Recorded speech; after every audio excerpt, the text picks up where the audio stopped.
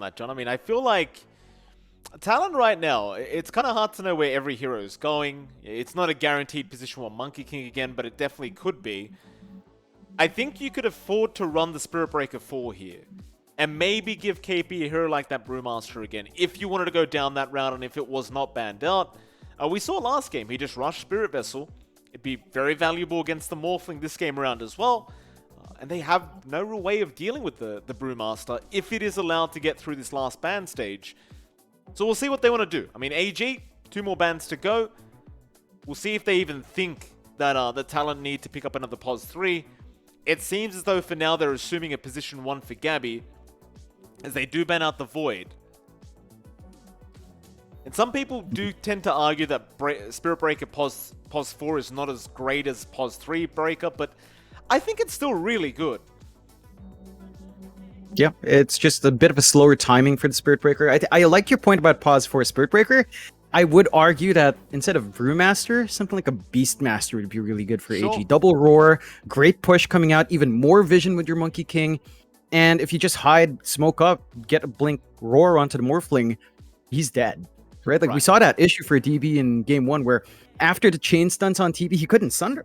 I don't think he even managed to sunder at all in that game. So it's almost the same deal with Morphling. If you just keep him pinned down long enough, he's not going to be able to really maximize his HP, maximize his time in the fight. And I think that could be an issue for AG if something like that does slide through. We'll see. I think they are kind of open to the fact that this could still be a Monkey King support. They could be running the KP Spirit Breaker and maybe running something else on the safe lane for Gabby. But I think for Talon, and that flexibility might be throwing off AG quite a fair bit here. Yeah, I agree. I mean, on the brighter side for the AG fans out there, you do have some pretty disgusting Morphling combinations here. I mean, you've got the Morph Windranger and the Morph Spirit Breaker, so both of which are very, very powerful when you are playing the Morphling, especially if you get to that point where you do have the Ags up. Things can get rather silly here for AG, so, you know, we doubted the Windranger, we didn't like the pick so much, but perhaps AG picked up that WR, understanding that they were going to go into the Morphling, and you can eventually go into the Aghanim Scepter, have the Wind Run on the Morph, and make life a million times harder for Talon. And like I said, John, Spirit Breaker Morph is even worse, so, you know, just pick your poison here for the side of Taloners. Well, they have their last pickup now. Plenty of reserve time, just about 23 seconds to think about this. I mean, they do think it's a Gabby hero on the side of AG. They did ban out 2 hit POS 1s for their final ban outs. See if they were correct here against Talon.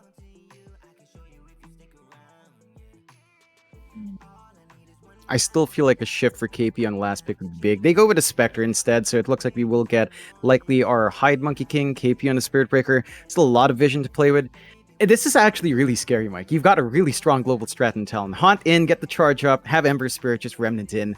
You can jump nearly anyone from across the map for Talon's end, and you're always going to have follow-through from the Grimstroke, because if Spirit Breaker charges, just toss Inkswell on. If Spectre haunts in, just toss Inkswell on. Ember jumps up, Inkswell on. You know, you've got the follow-through for that global strat from your Grimstroke, and you can really apply a high amount of pressure onto AG. For AG's part, there's still a question as to whether or not Morphling will go mid or safe. Again, I think we've seen Azura run the mid Morphling a couple of times. Ember Spirit matchup is not the easiest, but also kind of manageable once you hit level 3, so they could flex that way. But there's just a severe lack of team fight again, a severe lack of good control. Like, what will you do about Ember Spirit here, Mike? Like, sure, you've got Shackles, you've got Homing Missile, maybe, Rolling Thunder, but if Ember just dodges out, you're in a world of hurt. And AG do go into the Lifestealer, so that should be our Azura Morphling coming out on the mid. I don't know about this, Mike. It looks really greedy from AG's side. Lifestealer into Spectre is actually a pretty good matchup, especially if you go, say, Silver Edge on Lifestealer. You go into your Scotty, get some lifesteal going. You can just run down the Spectre in a prolonged fight. You do kind of win out, but I think the same issues stand here for AG from game 1. There's a severe lack of big team fight, a severe lack of good control to keep the Ember down. I think this time around, Talon has a much easier time to secure Gabby some early farm. He can still be hunted down in jungle as we saw in game 1, but I think the Spectre is a much more stable way of scaling into that late game compared to the Monkey King late game as well. Yeah, I'm trying to figure out why you go this greedy duo core of Morphling Lifestealer. Like, you've got you've got great combos again with the Morphling. I'm not doubting that part of things, but who sets the pace here for AG? Perhaps they just assume Talon's going to play that slow, conservative game that they've been playing, and you know, if you have 2 cores against 1, 2 pos 1s against 1 pos 1, maybe that's just the concept there. You're just, more carries means a higher chance of winning if we're going late game anyway, but it's a very aggressive draft from Talon. I don't think they need to sit back this game around. I think you just play a 4 protect 1, give Gabby the space in the jungle, and just keep running down AG. Quite frankly, with their draft, there's not really much they can do about it. And if you take over their jungles early, there's no space for Azura and DB to farm at the same time. Very risky draft here from AG. I mean, we'll see if it pays off, but it doesn't sound like neither you or I are very confident in this, John. Yeah, I mean, I appreciate the experimentation with Gyrocopter Windranger support duo. Again, it looked really good in the early game there for AG. They managed to get their aggression up and running. And their lanes are still fairly aggressive as well, with, say, Gyrocopter Lifestealer can actually run down early on if you want to kind of be aggressive. But I think Talon just has the answers. And you said, like, a later game timing. I don't think it's actually that long with a Spectre now. Sure, Haunt in early levels is a massive cooldown, but once you get the Ags, you Ags up, Shadow Step out, Charge on top, Remnants on top, Inkswell on top of all of that. And they just have this hit and run capability from Talon to get going maybe by 15 to 20 minutes if Gabby farms fast enough. Oh, I 100% agree with you, John. I'm not saying that Talon are going to play the slow game this game. I think that's part and parcel of the point here is AG might be the ones assuming that's going to happen. But I do agree with you. Once you have the Ags up on Gabby, you just go. There's just no reason to hold back with a draft like this. I suppose it is going to be very dependent on how well the mid game goes from Makoto. You want him to have a great laning stage on this Ember so he can get aggressive with the rest of his team. But at the same time, even if Makoto doesn't have a good laning stage, you've got KP to rely on from the off lane. Yeah, you can always kind of just get going really early on with that Spirit Breaker, start looking for the angles, and the great thing about these picks from Talon once more, like we talked about AG going all in Terrorblade, you can still kind of scale on Talon's cores, especially that Spirit Breaker. Like late game Spirit Breaker, I've been seeing so much of it, I'd have to say it's nearly impossible to stop once you get Ags up. Right, like you just charge in, you get your Ag Shard as well with a break mechanic on top of that and free spell immunity. Just having this bash go through every single time through your BKBs will ruin AG's plans even with spell immunity. So I think you have to watch yourself at every stage of the game. Early game, you can be a bit more aggressive, but so can Talon. Mid game, there's some spikes for both sides. Late game, even more with a Morphling and a Lifestealer, you're not in the clear yet. So we'll have to see when AG does find maybe a bit of an advantage for themselves to kind of work with their heroes and look to maybe shut the map down a bit more from Talon. Hyde gonna meet Varish in that dire jungle now. I mean, Missile already thrown out. Hyde, he won't mind. Already eating a tango, he'll just make his way down to the, or rather up to the top lane, where we do have KP on that Spirit Breaker.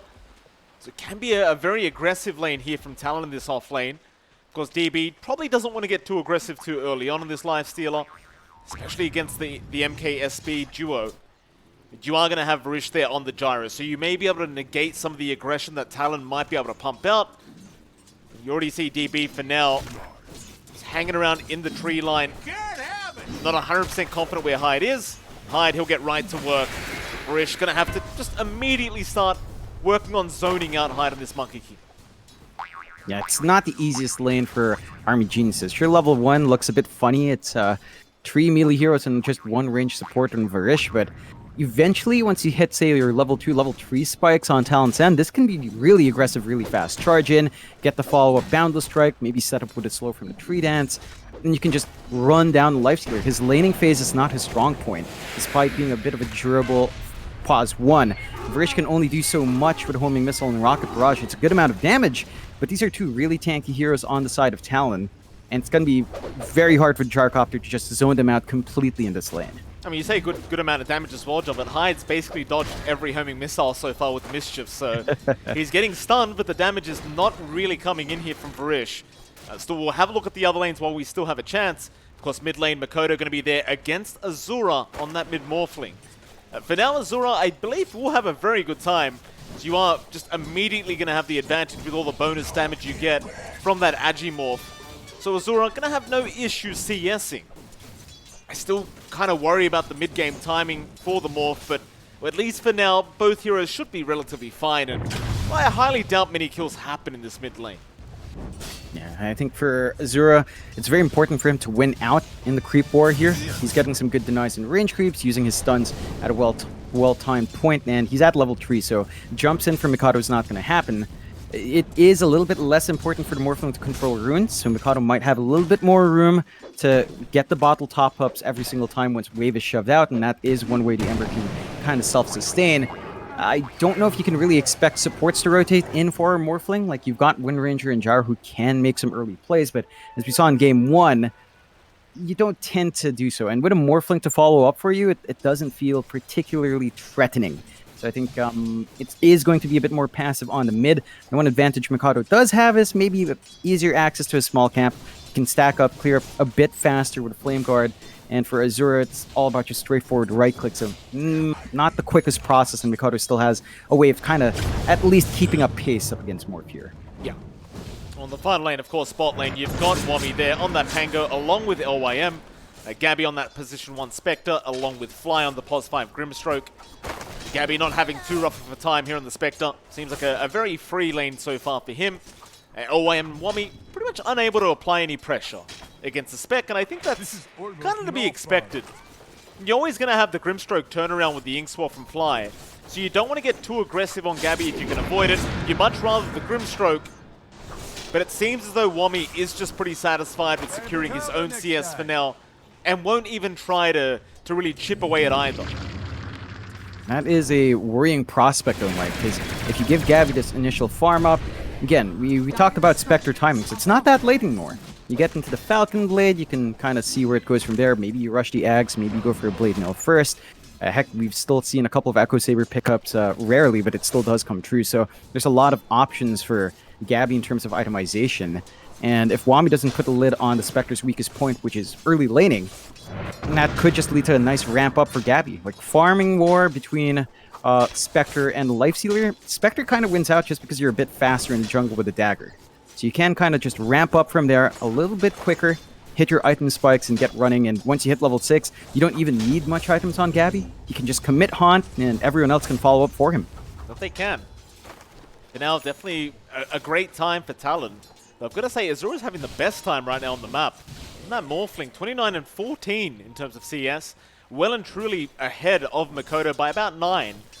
So a very, very good time for Azura at the very least. Definitely good news here for Army Geniuses as Makoto has been slowed down just a little bit. You see Azura just, it's so easy to get those denies off in the Morphling. Makoto still struggling to just try and keep up. Azura will hit the level 6 mark first. Again, mind you, you're not expecting this Azura morph to get aggressive, so levels don't really matter quite as much for Azura. You know, you hit the level 6 and it's all nice and well, but chances are he's not going to be able to use these levels for anything right now anyway. Much more important for Makoto to be able to secure his own levels on this Ember. Yep, you just kind of want the Ember to start being able to rotate out. Maybe once you hit 6, you can look for that side lane movement out. I think we tend to see it at level 7, because that's when your items start to flow in, say Phase Boots or Corrosion up top, though they are being a bit aggressive here. They're going to try. It's been a rather hard lane so far for Army Geniuses. They're now going to turn. KP hoping for a bash. There's one and there's two. 17% from the Spirit Breaker as DP cannot do anything to help out. Oh, you love it, don't you? There's nothing more satisfying than a double bash. Oh yeah, and the tips come in from DV. All skill from KP, all calculated that move out. And Army Genius is going to give away a pretty good first blood out onto Talon. That is pretty big for KP. He's going to have his Soul Ring up and running. He's got the Phase Boots up. He's at level 5 now, just a little bit ahead of DV. Once you hit level 6, again, that global threat comes through. Charge up, Nether Strike out, the stuns, the controls there, the damage is going to be there. I think Talon's going to have to... Talon's going to hit a really big spike, and AG is going to have to watch out for themselves. Because they've got these really passive 2 cores on the Lifestealer and Morphling, there's a lot of room for Talon to be aggressive here. There is. 1-0 so far. Shackle out onto Gabby bot lane, but again, they're unable to really make the dive in. Level 6 or not on Wami, which he isn't quite yet, but it's very hard to even expect to try and kill off the Spectre. Fly's just been doing a fantastic job of zoning them out every time they try to get close. Of course, just keeping Gabby healed up constantly here on the spec. KP top lane will be chased down a little bit by Varish, but it's going to be a bit of damage. Nothing to write home about. Yeah. KP can always just TP home, charge back to lane. Nothing really being lost there. And it is buying a little bit more room for DB to farm up. In that sense, our Lifestealer is having a pretty good time now. 40 to 13. All the course of AG actually finding better CS in the lanes. I just don't know if that's going to be enough, because I don't feel like Talon's been slowing down too much at all from the laning phase. Still a very close game so far in the laning phase. Not many kills. Less than 1k network lead onto AG because of how efficient they are in the lanes. But the power spikes are lining up for Talon. Once we hit some of those early level 6s, you can expect that action to start ramping up in short order. That you can. So the net worth is well and truly going the way of DB. And of course Azura. But hard lane or not for AG, they've still done a great job of just being able to secure that farm. That's all you really want when you've got such a greedy lineup from Army Geniuses. As now Varish is going to get spotted out by Hyde. Charges out immediately from KP and they want the kill.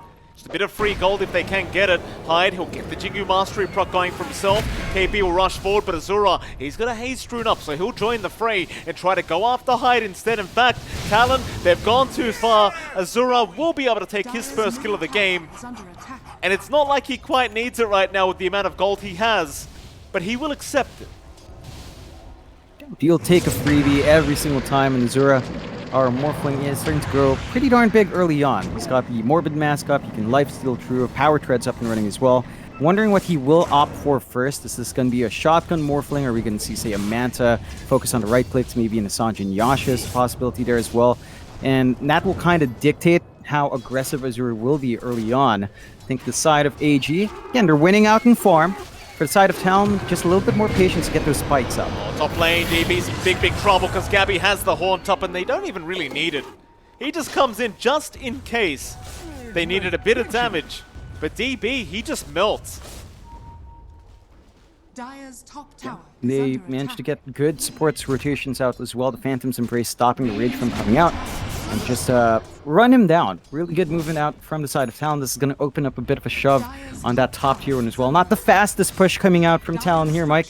Side of AG starting to clump up bot. They know there's no haunt for Gabby to kind of bail out. He will TP out early. So he will avoid that gank attempt, but he should be trading that bot tier 1 for his life as well. Mid lane, tier 1 tower going to be denied off, but Azura, he won't mind that. Still a great tower to get here for AG. Setting up to overtake the jungle very early on, and again, we talked about this during the draft. You could find yourself in a position where you've lost your jungle as the Dire, and that'd be so detrimental with this kind of draft, but they get that mid-tier 1 very early on here thanks to Azura, and that should slow down Talon's timing for their own mid-tier 1. It gives them a lot more time to build up on a really greedy course. We are already seeing some early item spikes coming through. DB almost has the armlet up. So that's going to set up for the Lifestealer to maybe look for Infest Place if they feel like it, and start running around, leveraging some of that durability up front. The side of Talon still working on the top. They do manage to eventually take that top tier 1, so they're giving some space out for Gabby to farm up. Still not seeing what he's itemizing for next on that Spectre, Mike. Could be the Ags, could be something else to help him farm up and just tank up a bit.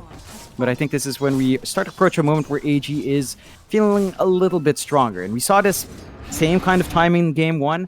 Around the 10 to 20 minute mark, AG did look fantastic. I think they need to play that same aggression as we saw in game 1 at this point. You know, start hunting down, pressuring Gabby perhaps, taking some more towers as fast as you can, and keep building up on DB and Azura to ensure that their Morphling and Lifestealer will be set for when Talon decides to jump in. Oh, absolutely. But now it looks like Hyde just keeping up with the vision over the side of Army Genius, is just getting that information over to his team.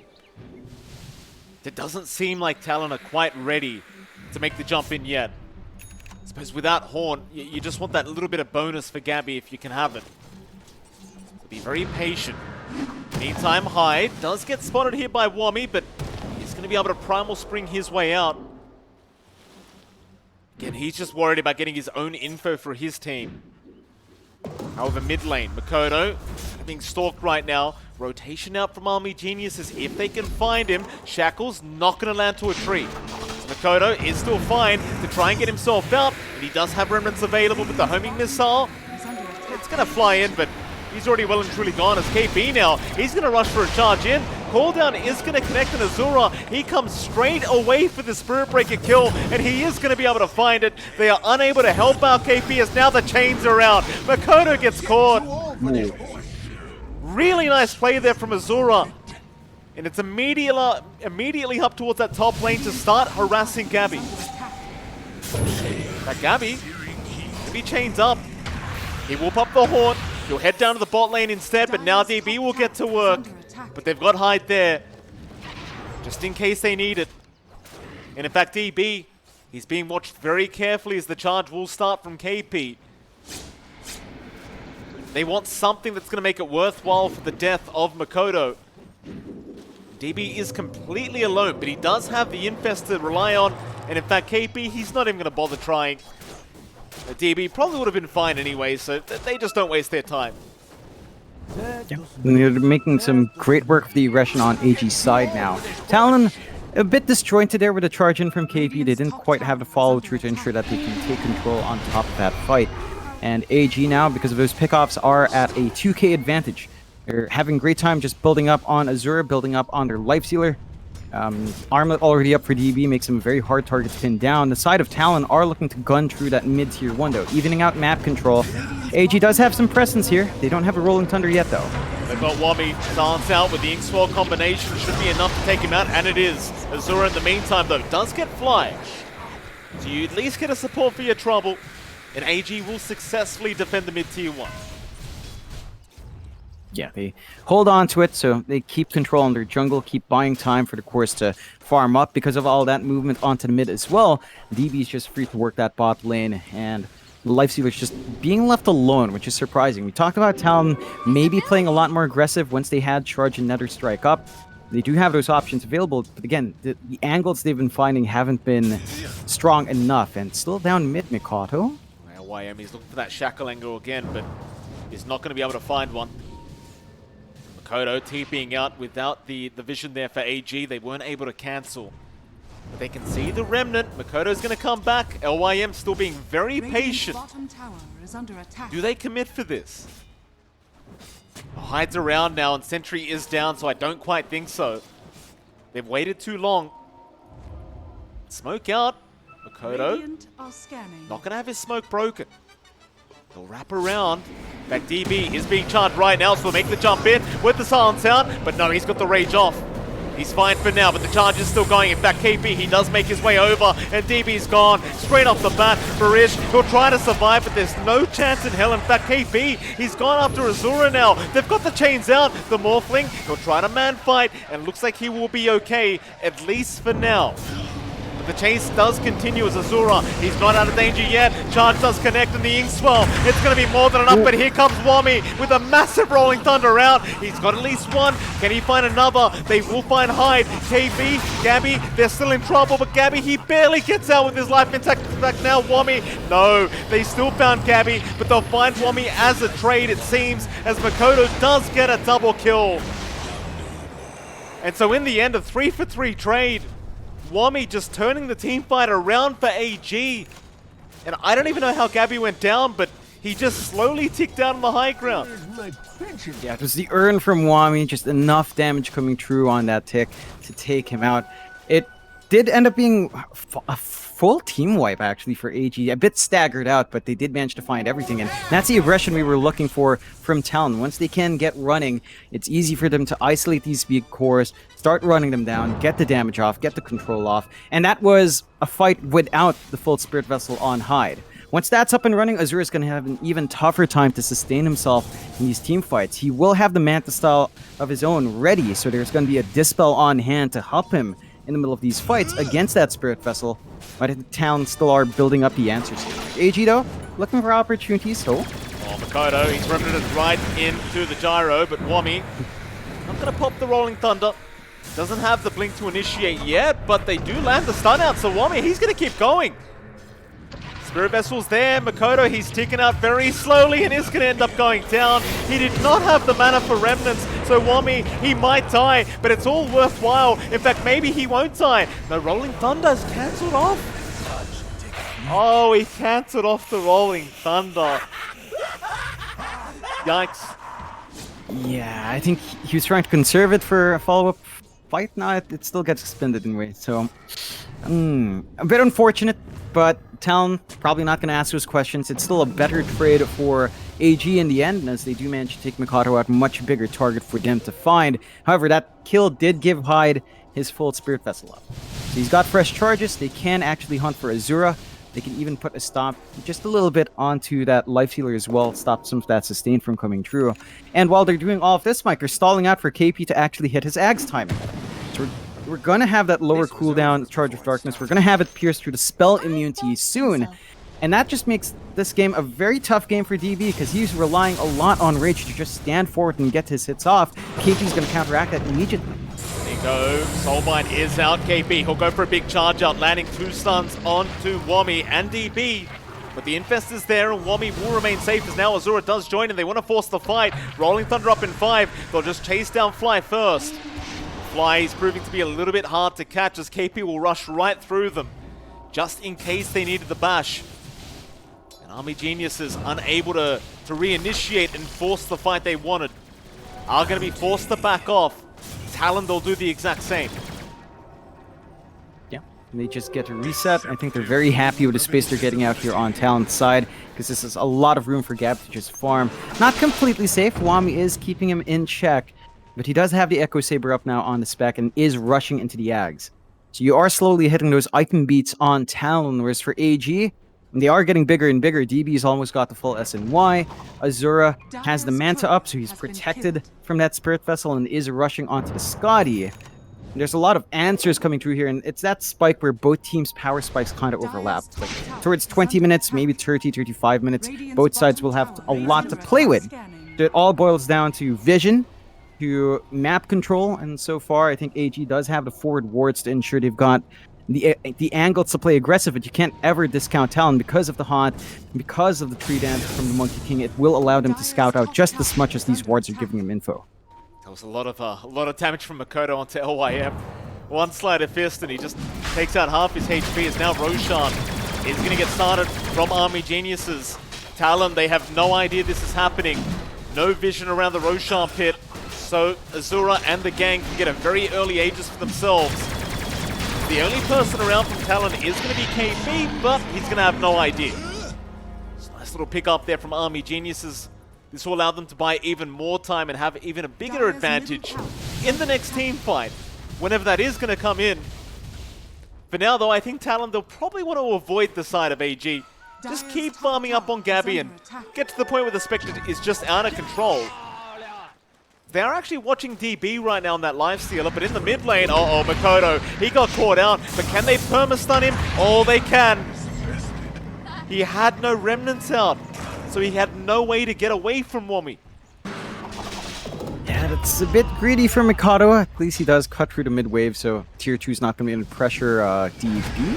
Gonna get charged, but he's by the tier 1 tower, John, so he's always got the initiation from his team if he needs it.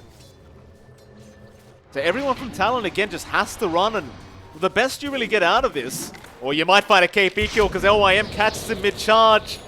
Oh, KP is going to try to run. It's a very hard escape to make. He'll charge again, though, with the Ags up, but Azura, he's got his own charge available, and KP could not escape the Morphling. Gotta love that Varish got the timing right for the call down. The missile landed as KP was charging in. So they do find one kill. I think Talon could have lost a lot more. They're going to have to cut their losses, but AG knows they've got an opening. They smoke up his tree. They're going to look for the angle. The Spirit Breaker form and Morphling he's talking about, Mike, it's in play.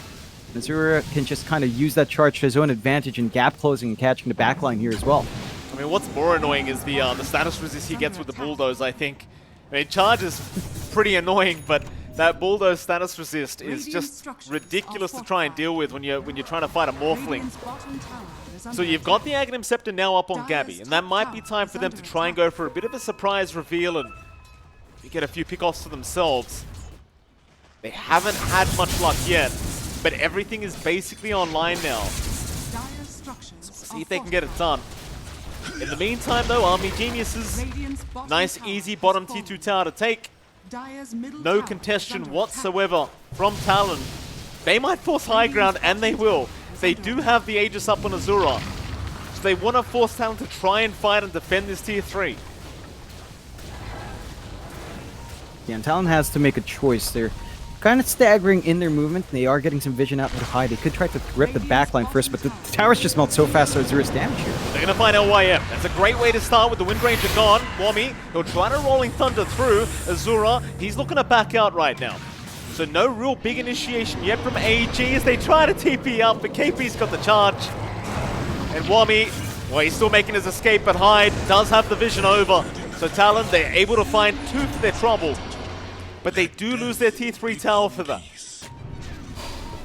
It's a pretty big sacrifice they made, giving all that time to AG to just kind of play hit and run. They still hold on to the Aegis here on Azura as well. And I like this coming out from AG. DB's just constantly infested here. Nice chains out, Makoto with a boundless strike from Hyde, and they make the jump in. Barisha's gone, but they still have Azura with the second life. LYM's gone, however. Wukong's command out. They really want that Morphling second life. In fact, never mind, they want TB on that Lifestealer. Makoto still getting chains out, but it's not going to be enough to force the Lifestealer's hand, or is it? With KP charging in with the Inkswell, they've got plenty of lockdown, but they need some damage. Hyde has the boundless strike, and he's got the information necessary as DB got greedy. Oh, he got too greedy. Not appreciating the Monkey King vision. And they do indeed find the Lifestealer in the end. Yeah, so they sacrificed the tier 3, but they found a lot of big kills. I think it's still kind of worthwhile for Talon. This does give AG that access point onto the high ground. So in case a fight does drag on for too long, someone can always just look down bot, shove in, force a Rax out. And that could be the way AG kind of plays now. It's sort of just forcing attention elsewhere. The Talon are starting to hit their really big spikes now, though. Like, the charges coming through from KP are getting really hard to manage. He's almost at the BKB here as well, Mike.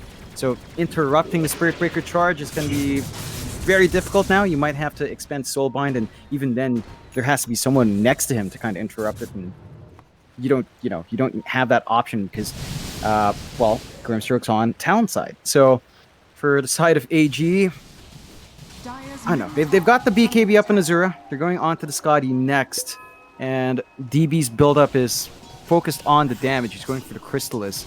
I like what they've been doing and just playing Infest on the Morphling to give him more HP. They're not really being aggressive with Infest on DB, but he has to be charge careful. out. DB, he got spotted for a second, but Wami's there to help out. Still the Balance Strike is there. They've locked him down. DB cannot survive long enough. Not long enough to help out his team, that is. But they found Gabby on that Spectre. That could be a great trade if Gabby does go down, but he's making his way up, but no, they do find him. Wami's got him. Now fly. In fact, never mind that. Wukong's command down from Hyde. Barisha's gone, but they'll at least get KP as a trade. A 3 for 2 thus far in the favor of Army Geniuses. And it was a great start, but it does seem like DB was baiting for his team. They go in again though.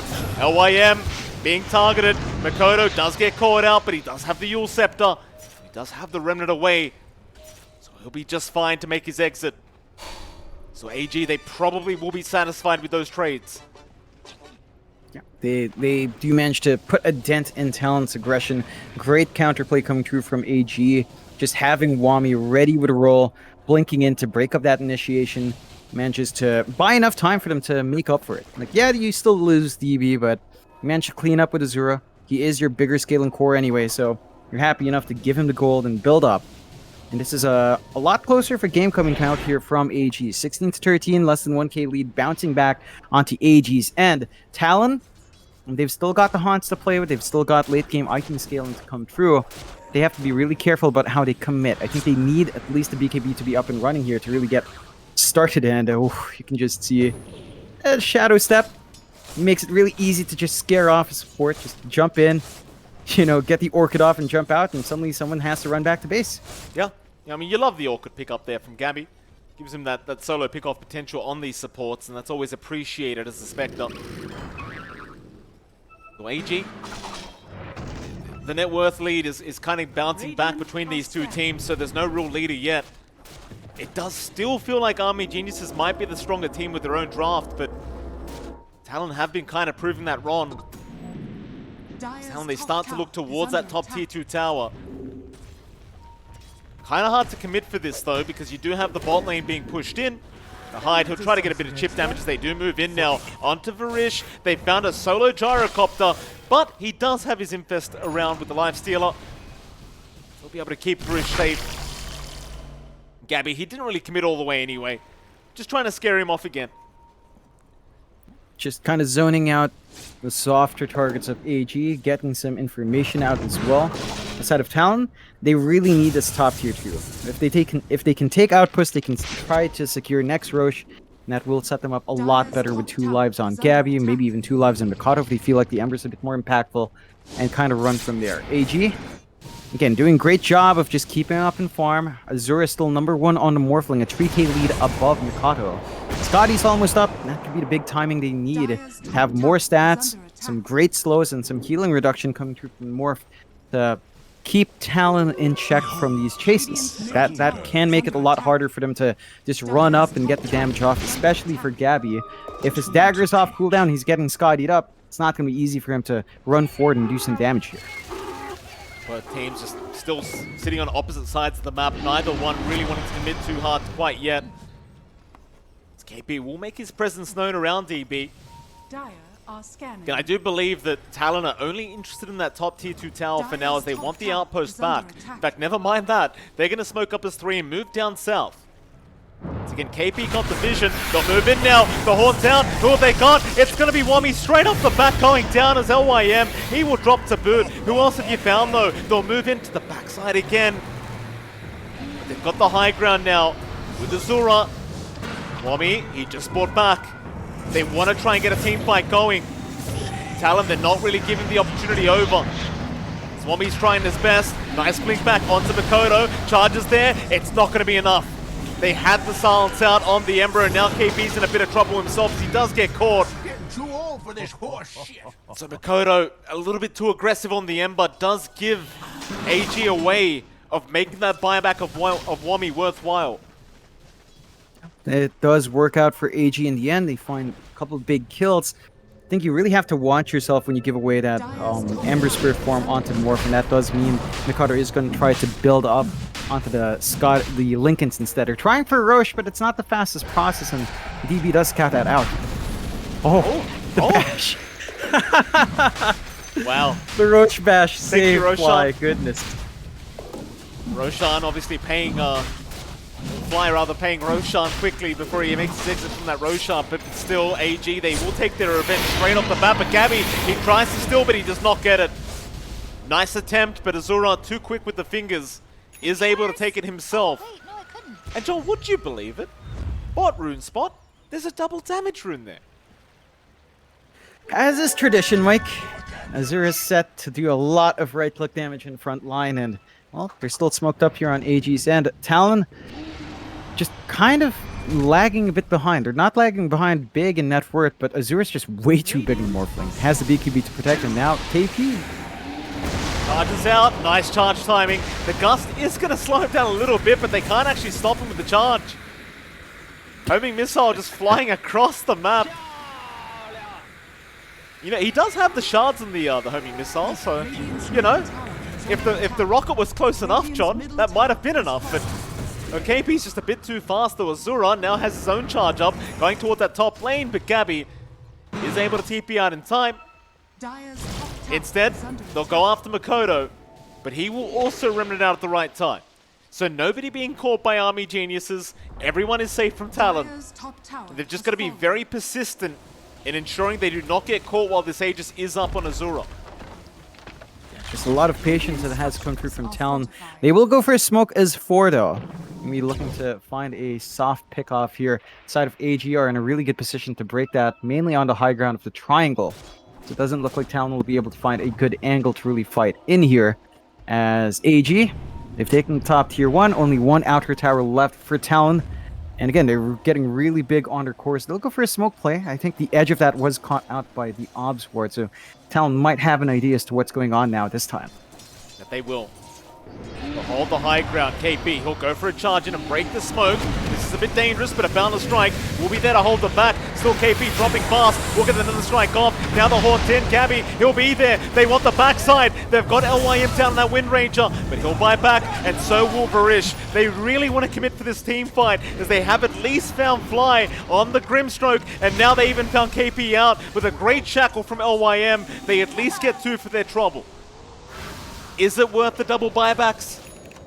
It's debatable. It is very debatable. I think it is, because you got KP. You got a bigger target. You can kind of force the high ground. You still have Aegis on Azura. So the racks are very exposed on the bot lane, and you're down your one big initiator on Talon. You don't have the charge to worry about. So the backline's really protected, and the objective should just fall. Azura gets work done on bot, and you're keeping mid shoved in as well. Yeah, it's no longer debatable, John. They got a racks out of it. Definitely worth the buybacks from Army Geniuses, as KP was only 200 gold short of having buyback available. So AG, they didn't know that was the case, but it won't matter. KP just not holding on to enough gold. Azura, he'll just keep going onto that tier 3 tower. Kodo trying to slow him down, but it's not going to be good enough yet. Azura, he'll just be so confident with the infest out to keep going. Just so many ways of survival here as they do move in. Makoto just trying to land the Inkswell out. Instead though, Gabby, he's into the backside. Die back onto LYM and now die back onto Varish. This could be the team fight they needed, but they've lost Makoto. They've lost the Ember. He's going to fight back and try to rejoin this team fight as they'll move on to Wami. They want that Pango dead. Wami, he'll die back as well if he does go down, but Azura trying to protect. Gabby now trying to back off. They haven't got the damage yet. Wami though, and caught out again. Hyde still trying, but nobody going down. Wami still being stalked here by Hyde. Eventually does go down to Makoto, but now Azura will get right to work onto that Ember, and there are no remnants available for Makoto, but they have made the jump in onto the Morphling now. DB's trying to help out. They do not want to lose Azura like this, but it won't matter. Azura's still alive with the Aegis up, so he'll have 2 lives available. So Azura, he'll lose 1. Can they get him a second time? Chains are there, but he wants to force a fight. Chains out on Makoto. Yules are out though. KP charging in again to try and protect his Ember. As Makoto now, he'll remnant towards the left. Army Geniuses. That'll be enough for them, it seems like, but Hyde, he'll keep up the vision. But it does seem like that'll be enough. They're still in a good spot here in AG, despite dropping a couple of diebacks in the end. Azura is still alive, only loses to Aegis, which was set to expire anyway. I think the big issue right now for Talon is actually damage. Like, eating through Azura is fairly hard, especially if DB gets the infest off. Like that flash healing coming through from Lifesteal, a very defensive playstyle of DB to protect Azura. It's causing multitudes of issues for Talon. Like, they just don't have the burst damage on hand to deal with it. Shadow step in.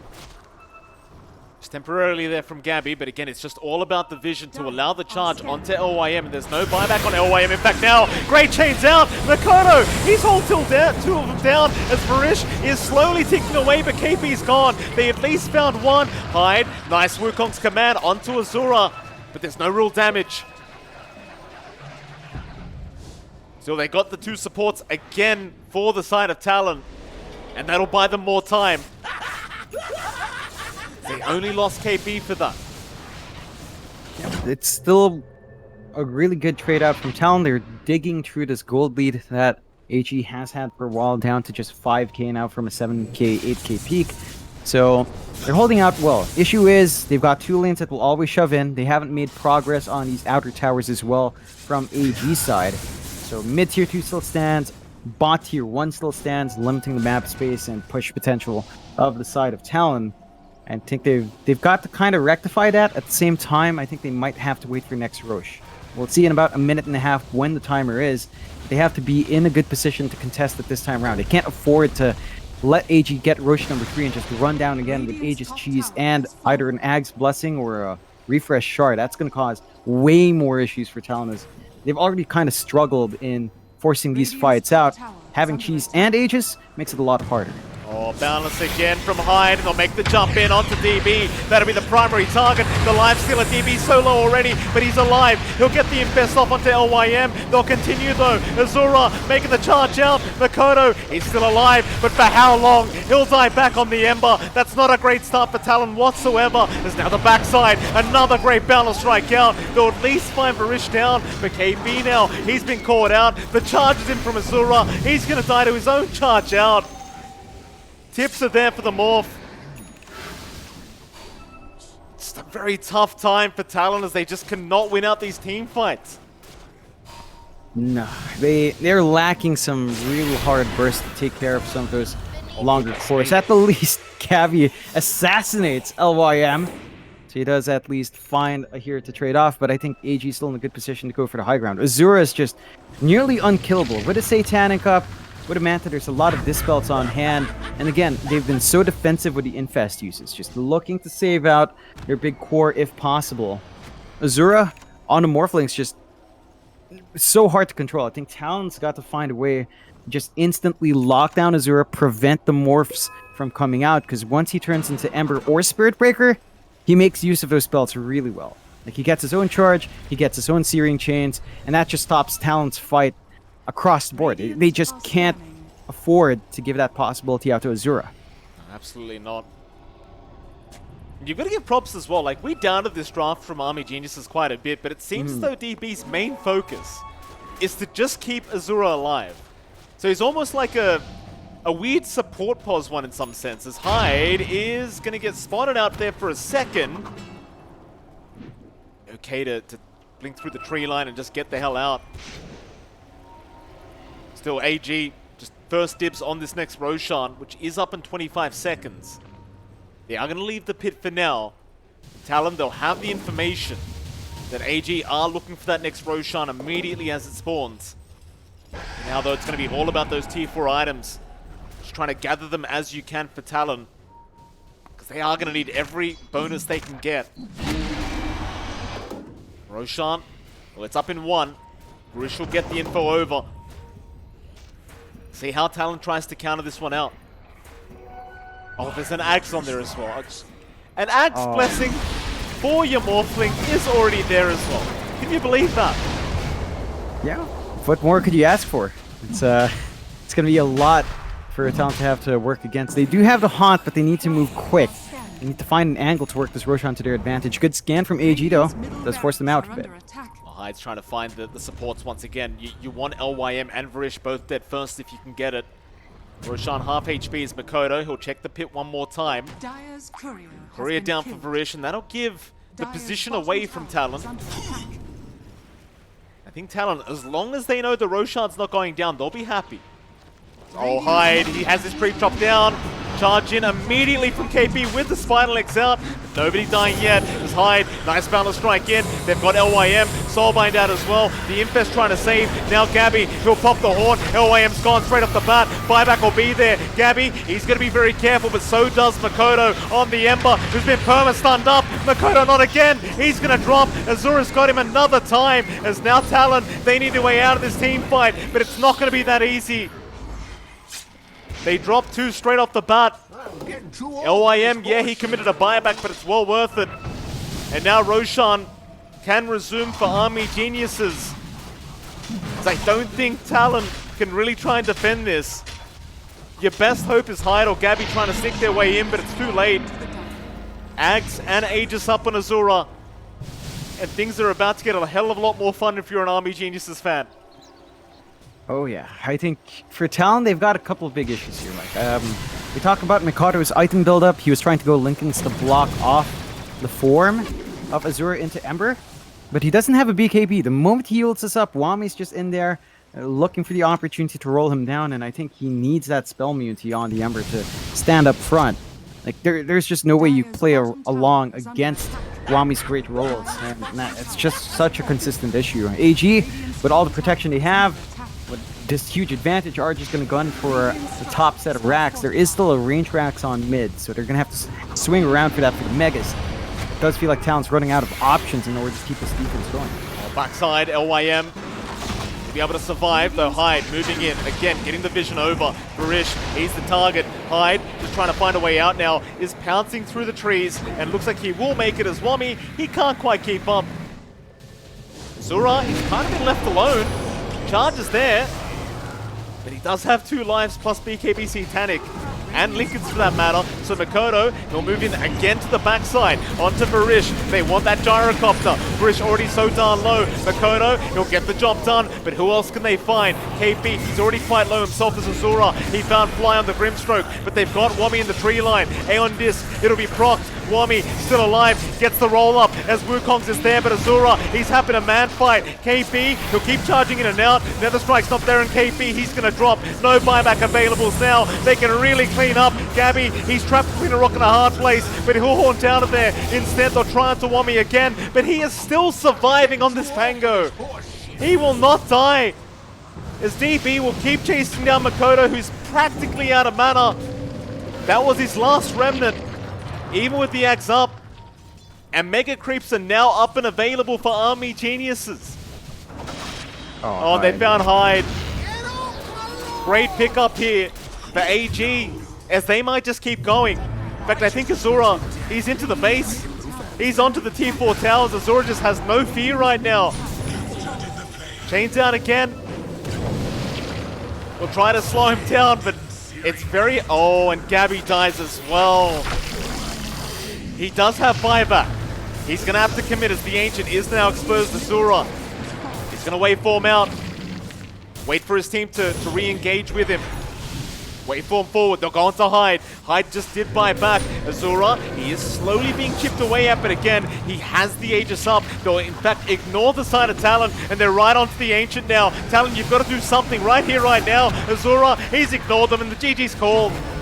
That's about all they can do, is just call the GG as Army Geniuses. John, I've got to say, this draft, we doubted it so much, but the way they played it is so damn impressive. I mean, you look at the item build of DB in this game. He's got Lincoln Sphere, he's got the Witchbane sitting there just in case Azura needs it. It's a support position 1 play from DB. Yeah, and we saw that reflect in his playstyle, right? Like every single time these fights break out, DB's not looking to just stand and fight. He just looks to infest Azura, ensure the Morphling stayed alive. And for Talon, we were expecting maybe a little bit more. Like they hit that level 6 timing on KP. They didn't quite go as aggressive as we expected. They kind of waited for the Ags timing for KP first. And I think that lack of BKB and Mikado really hurt them. Like I do get the idea behind the Lincolns. We were seeing Azura do a lot of work with the Ember form. Those searing chains were just a bit too hard to deal with coming from the Morphling. At the same time, he wasn't protected at all. And if he jump in, try to use the Yules to save himself, Wami would always be very patient with the Rolling Thunder and line up. So I think Talon might have missed out on a couple of itemization points there and maybe missed out on a bit of a power spike. But AG, having the confidence to go back to the Windrager and Gyrocopter, which just got dumpstered in game 1, correcting a bit by giving Wami something that could team fight. I didn't think the Pangolier would be enough control, but apparently it was, and they just ran down. Very impressive performance here from Army Geniuses. I mean, it looked like they had a game plan and they just executed it to perfection. And we'll see what they change up in Game 3 as we are going to head off to a Game 3 very soon. We're going to have a very short 10-minute break and we'll see you all again after our break for Game 3 between Talon and Army Geniuses.